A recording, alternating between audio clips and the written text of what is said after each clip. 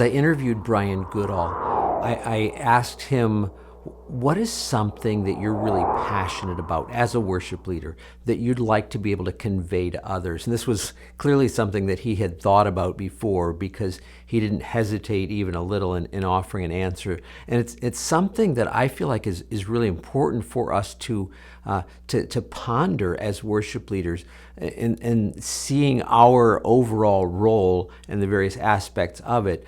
There's something from Brian's perspective that often gets neglected. I think one of the things from a worship leader perspective that I've been really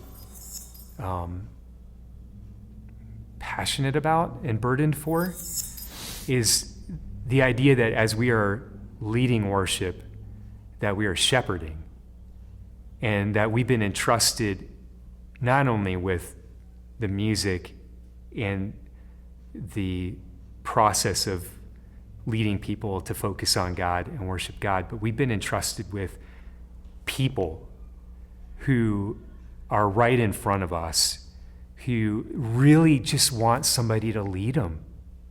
And they want to be led. They want to have somebody come up and be able to look at them and take them with on this process of worshiping God. And it feels like there's more and more of a disconnect. And I don't know if this is just anecdotal, if this is just something that I see, but more and more of a disconnect with,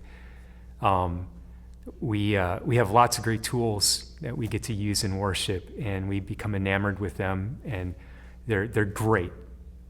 But there seems to be more of a disconnect between the stage and the congregation.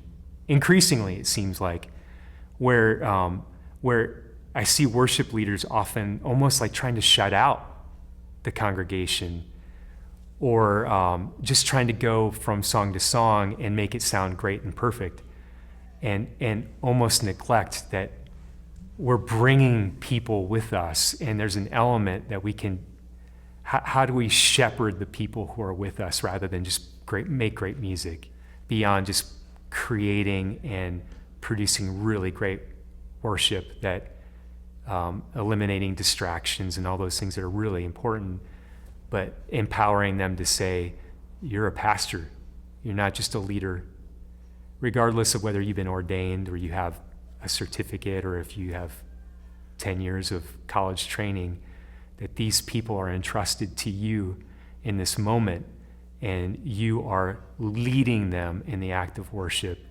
and you're engaging them as such to bring them along with. I like how he talks about that shepherding role and how important it is that we don't just come in and do good music, that we don't just take care of the distractions, all of those things that are, he even says, they're so important, they really are. But there's something deeper, and it's that shepherding role of intentionally bringing those people along with us in this journey of worship. And so, I just to make this practical, I want you to consider, what does that mean in your situation? How do you do that as a worship leader in your congregation? Not just to go up and do your musical gig, not just to do what you've always done on Sunday morning, but to intentionally make an effort to bring these people along in this journey, to shepherd them in the role that you have as a worship leader. What should that look like? What could it look like for you in your situation? Brought to you by myworshipleadingcoach.com. Helping you to be more fully equipped as a worship leader.